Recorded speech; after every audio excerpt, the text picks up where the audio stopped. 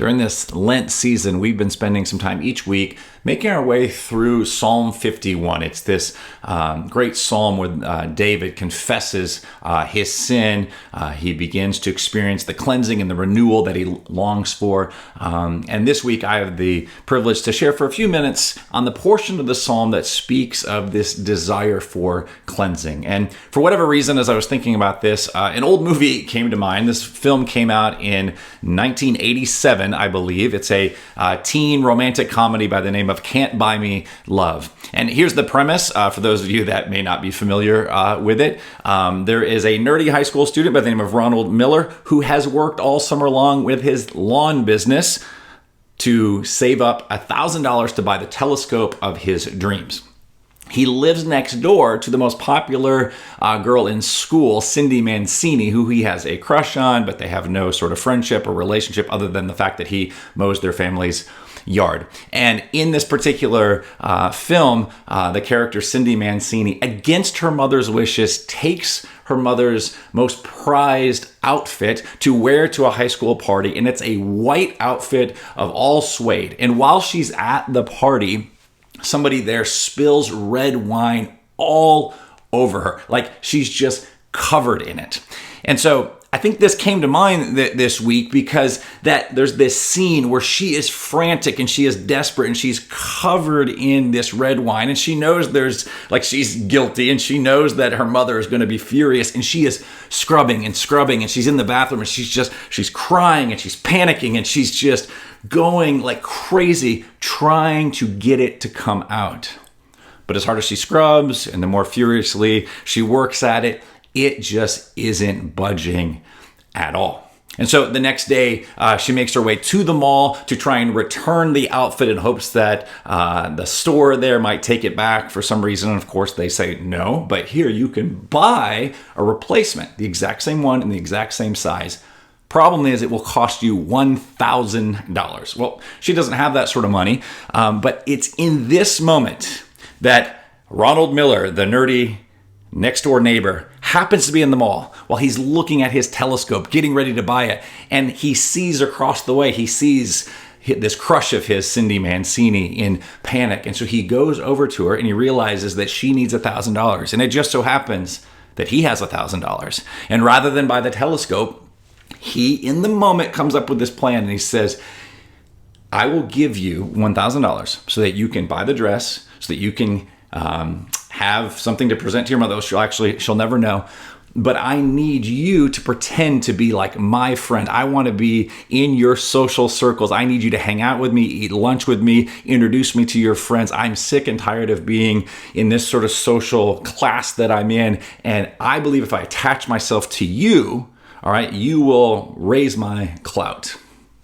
And she says, oh, okay. And so they exchange $1,000. And what proceeds from there is rather comical, but it really centers on now an entire film that's about pretending and performing and just kind of keeping up this charade. And it all stemmed from her need to figure out a way to find some cleansing. Like she needed something to take place to eradicate this problem. Now, that's kind of a silly illustration. And maybe you're like, I'm not into, pop 80s movies, and maybe you're a bit more like, I prefer some classic English literature. Well, if that's your thing, that also is all over the place. One story in particular, perhaps you're familiar with, is the story that's set in New England and really kind of the time, like a puritanical sort of setting. And it's a story by Nathaniel Hawthorne called The Scarlet Letter. And if you know this particular story, you know that there is this relationship that develops between Hester and this Reverend Dimsdale. He's the minister in the town. And out of wedlock, she has his child. She refuses to tell anybody that he is the father, and he keeps it a secret. He will not actually kind of own up to it. And so she is forced to wear a scarlet letter A upon her outfit anytime she leaves the house. It is there. And here's a quote from this particular book. All right, there's this description of Reverend Dimsdale, of this minister. And what is he doing? He knows he's got this need for cleansing. He needs to come clean, but he's pretending. He's performing. There's this charade. And here's how he's described. It says this: with all this difference of opinion as to the cause of his decline. Like, people are noticing something physiologically is going on with him. There could be no question of the fact his form grew emaciated, his voice, though still rich and sweet, had a certain melancholy prophecy of decay in it. He was often observed, in any slight alarm or other sudden accident, to put his hand over his heart with first a flush and then a paleness, indicative of pain. And so, as I said, each week we're spending a little bit of time in Psalm 51. And I believe Psalm 51, particularly verses 7 to 9, get at these issues. In fact, David himself is crying out for cleansing because of his sin with Bathsheba and the way that he's dealt with that by perpetuating even like more evil and atrocities by having her husband killed. I mean, it's just this terrible, just litany of things that have happened. But he's now faced with the reality of his sin. And so he says these words, beginning in verse 7, purify me with hyssop, or another translation is purge me. Like, I got to get rid of this. And he says, and I will be clean. So he's crying out to God, wash me and I will be whiter than snow. Let me hear joy and gladness. And he says this, let the bones you have crushed rejoice. Turn your face away from my sins and blot out all my guilt. Now, it's not just a Reverend Dimsdale in a Scarlet Letter or high school students in an old 80s movie that are in need of cleansing and trying to figure out what to do with sins and mistakes and shame. That's what I'm trying to figure out how to deal with, and you're trying to figure it out. And thankfully, the scriptures tell us. And I love the honesty, like the Reverend Dimsdale, who literally was, as he carried this, it was breaking his body down. I mean, David says as much. He says, let the bones that you have crushed rejoice. He's asking for transformation.